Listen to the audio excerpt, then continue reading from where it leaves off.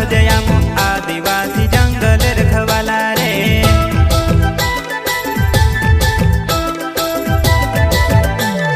चल जंगल जमीन काजे पूजे रे आदिवासी दुनिया ने रखवाला रे।